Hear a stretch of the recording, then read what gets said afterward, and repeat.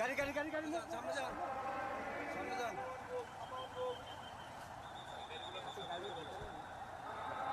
Move on, move move.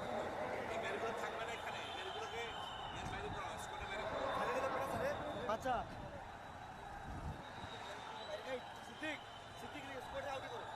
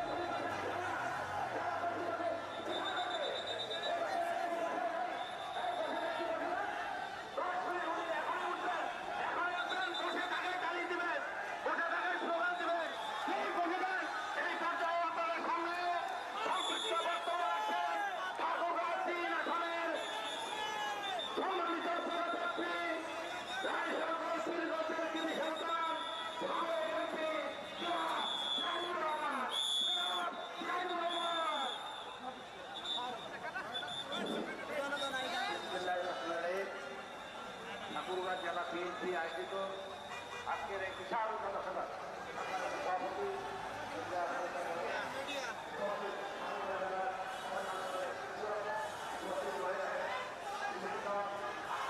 সামনে উপস্থিত, বিশেষ করে এই ঠাকুরগাঁ জেলার সহ আশেপাশের এলাকার উপস্থিত প্রিয় ভাই ও বোনেরা, আসসালামু আলাইকুম।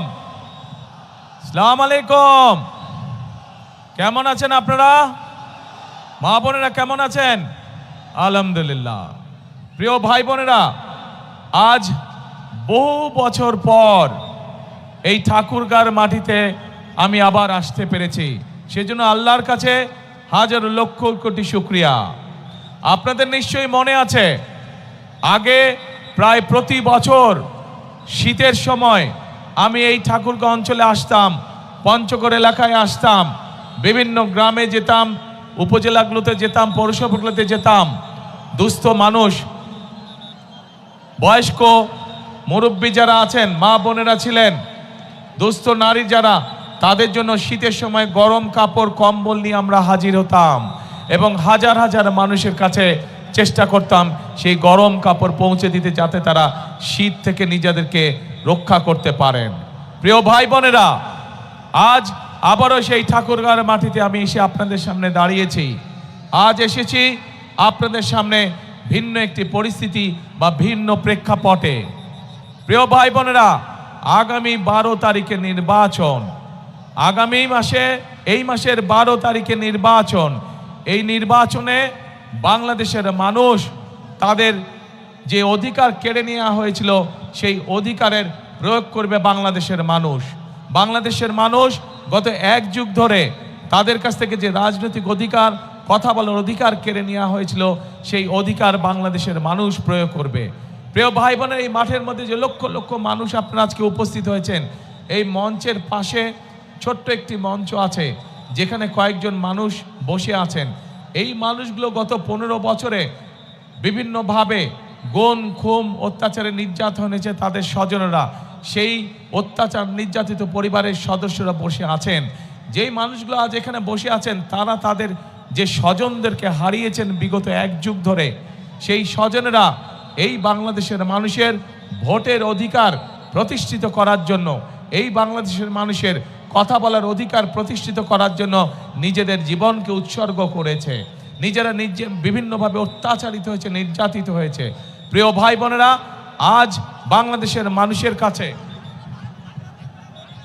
আজ বাংলাদেশের মানুষের সামনে সেই হারিয়ে যাওয়া যে অধিকার, সেই অধিকার প্রয়োগ করার সময় এসেছে।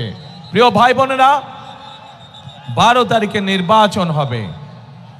ভাই এখানে বিজিবি সদস্যবৃন্দ যারা আপনারা হুইসেলিং করছেন, দয়া করে হুইসেলিংটা বন্ধ করে দেন। আপনারা হুইসেলিংটা বন্ধ করে দেন। হ্যাঁ, বসো বসো বসো বসো, কথা শোনো।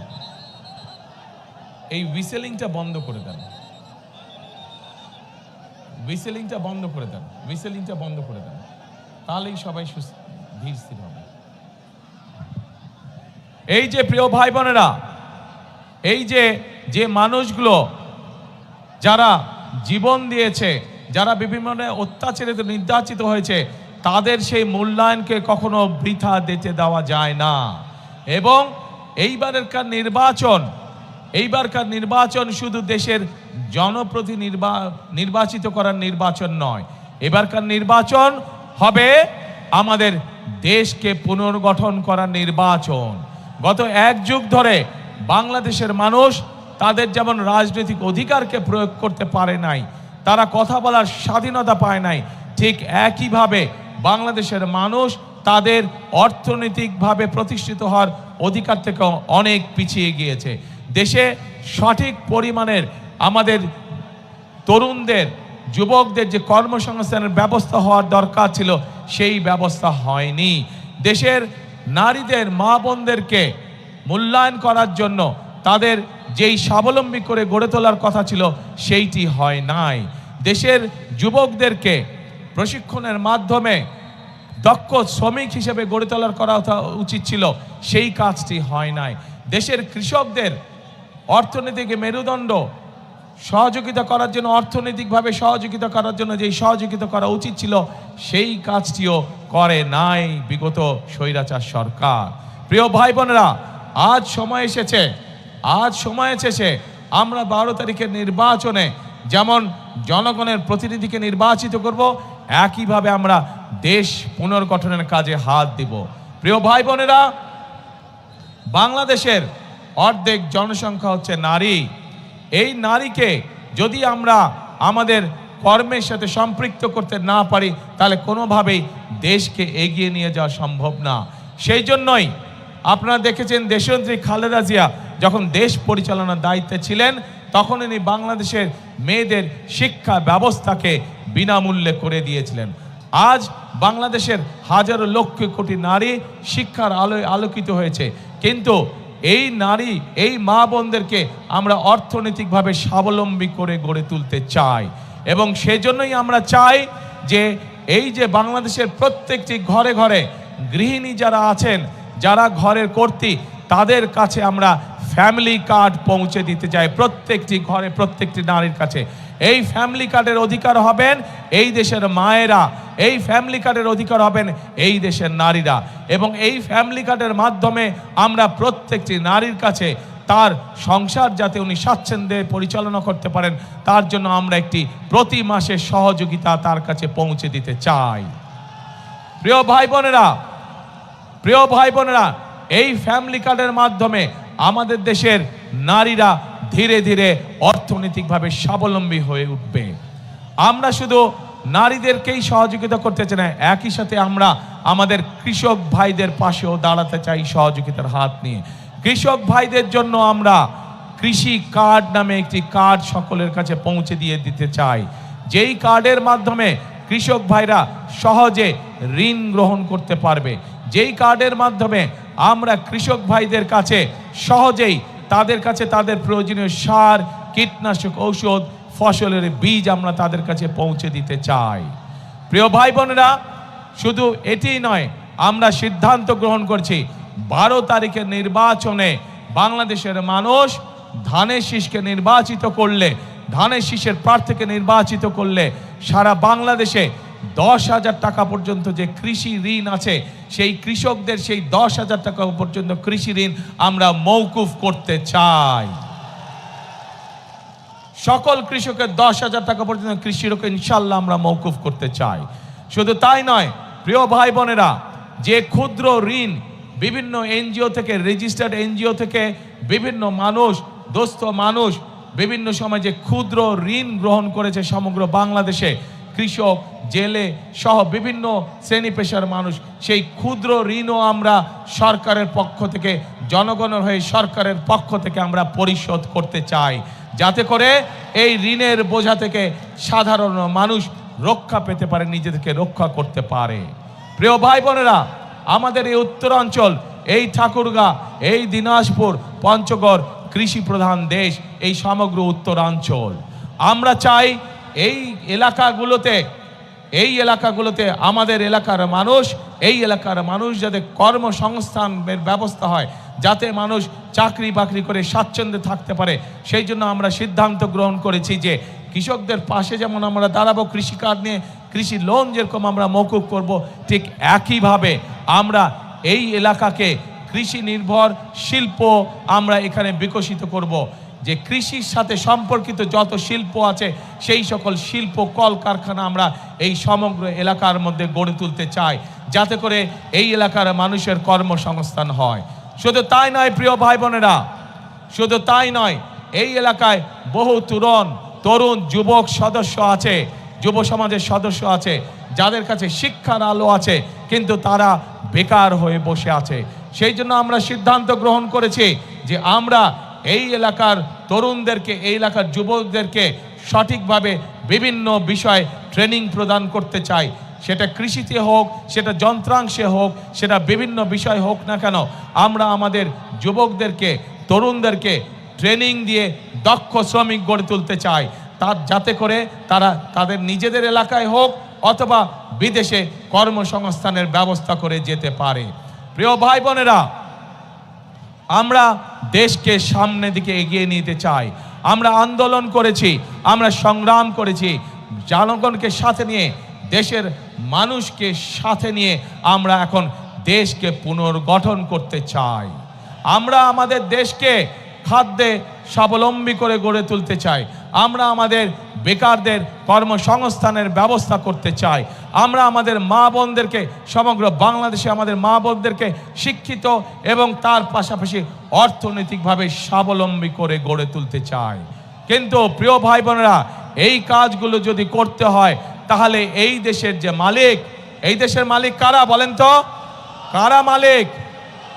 জনগণ হচ্ছে এই দেশের মালিক। সেই জনগণের, সেই মালিকের সহযোগিতা ছাড়া আমাদের পক্ষে এই কাজগুলো সম্ভব নয়। এবং সেই জন্যই আজকে এই মঞ্চে দাঁড়িয়ে আমি আপনাদের কাছে আপনাদের সহযোগিতা চাচ্ছি, আপনাদের সমর্থন চাচ্ছি, আপনাদের কাছে ধানের শীষের জন্য ভোট চাইছি, যাতে করে যেই পরিকল্পনার কথা আপনাদের সামনে আমি তুলে ধরলাম, সেই পরিকল্পনাগুলো যেন আমরা দেশের জন্য, দেশের মানুষের জন্য বাস্তবায়ন করতে চাই। কে ভাইরা, মা বোনেরা, আপনাদের সমর্থন কি আমরা পাচ্ছি ধানের শীষ? ইনশাআল্লাহ। প্রিয় ভাই বোনেরা,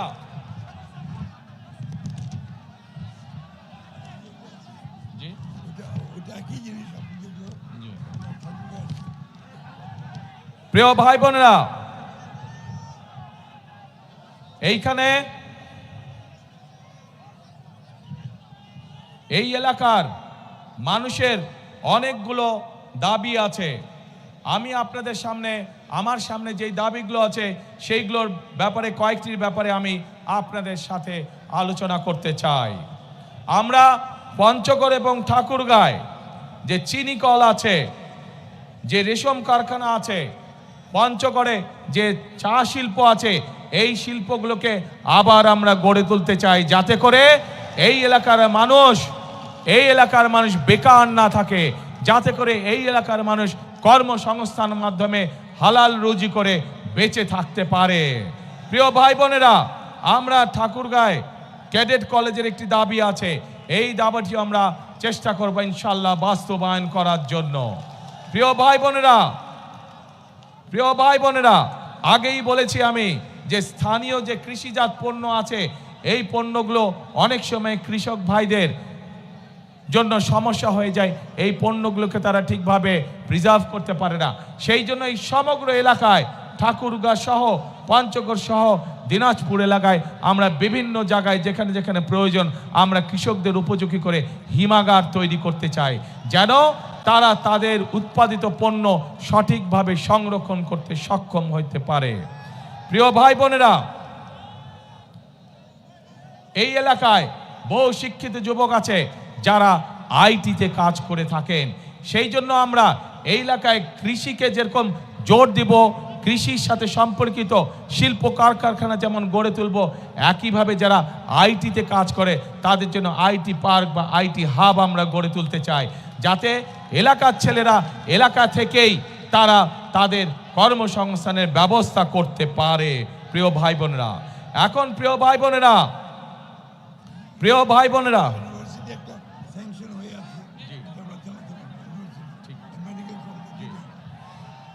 বোনেরা, বিগত এক যুগ বেশি সময় ধরে যেই স্বৈরাচার এই দেশের মানুষের কাঁধে বসেছিল, তারা শুধু নিজেদের স্বার্থ দেখেছে, জনগণের স্বার্থ দেখে নাই। সেই জন্যই আমরা দেখেছি বাংলাদেশে, সমগ্র বাংলাদেশে কিভাবে বাংলাদেশের মানুষ, সাধারণ মানুষ চিকিৎসা থেকে বঞ্চিত হয়েছে।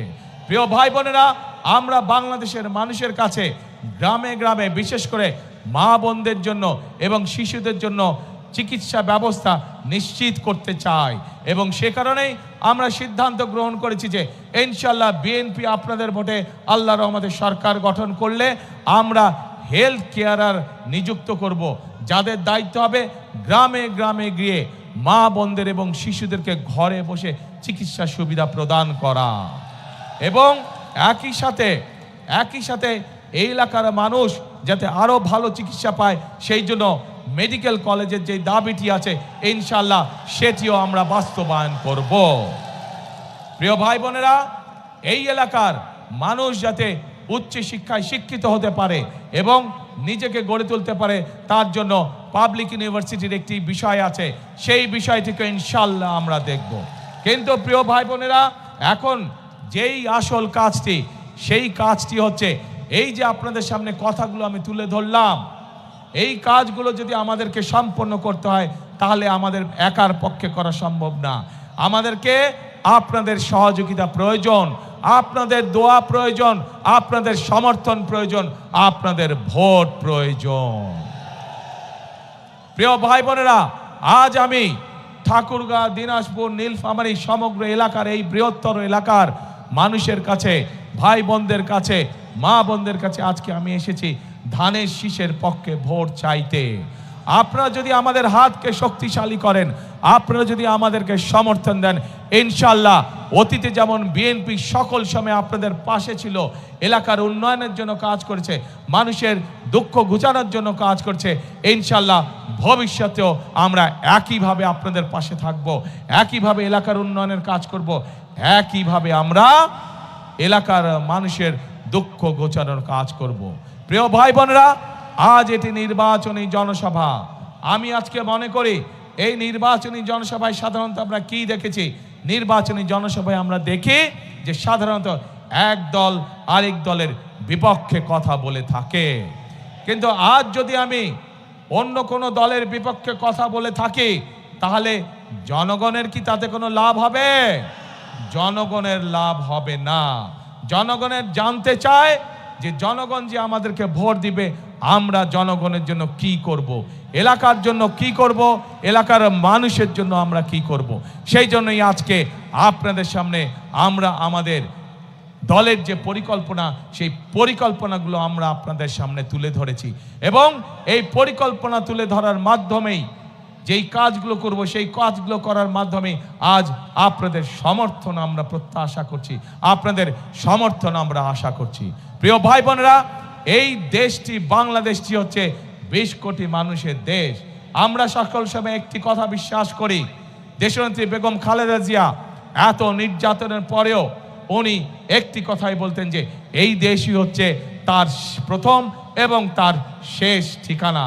বিএনপির প্রত্যেকটি নেতাকর্মী, শহীদ জিয়ার প্রত্যেকটি সৈনিক, খালেদা জিয়ার প্রত্যেকটি সৈনিক বিশ্বাস করে যে বাংলাদেশই হচ্ছে তার প্রথম এবং বাংলাদেশী হচ্ছে তার শেষ ঠিকানা।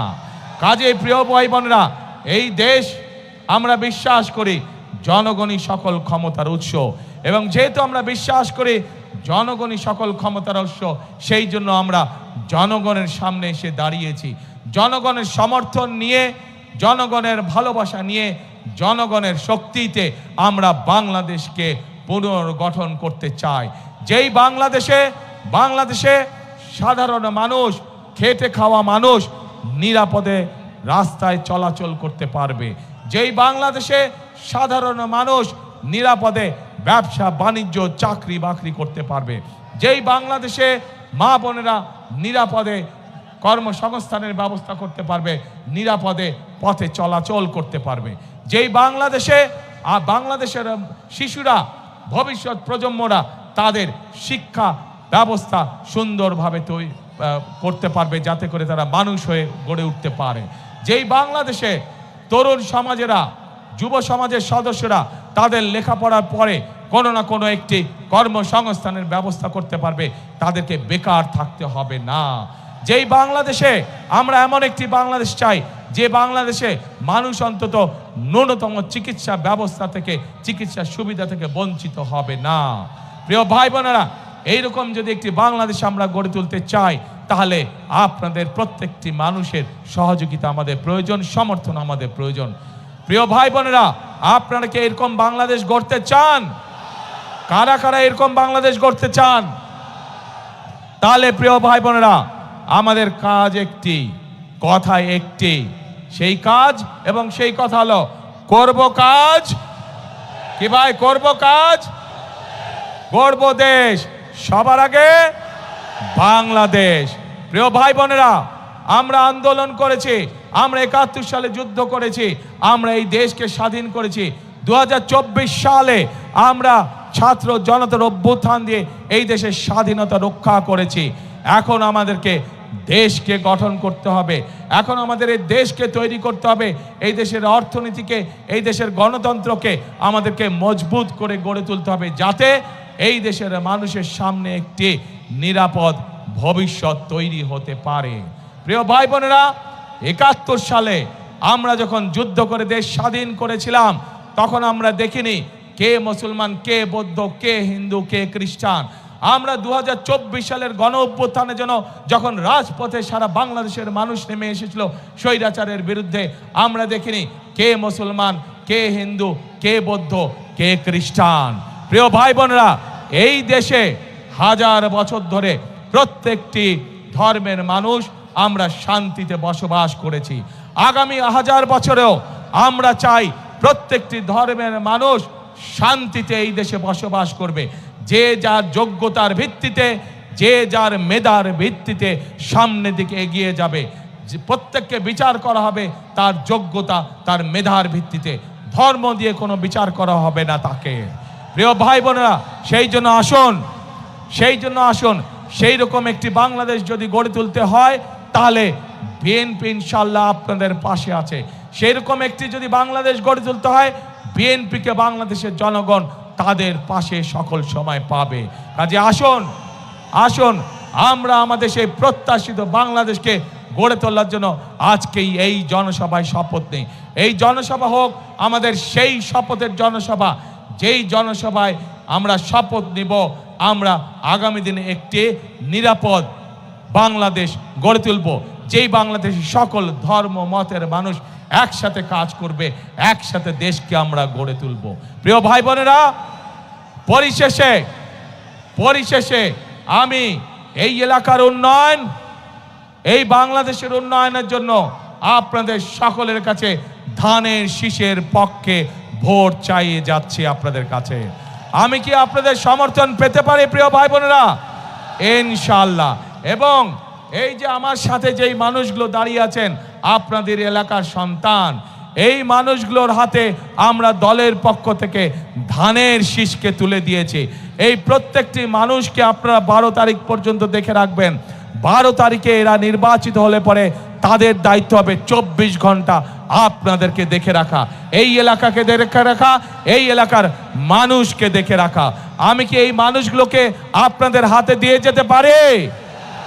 ইনশাআল্লাহ। প্রিয় ভাই বোনেরা,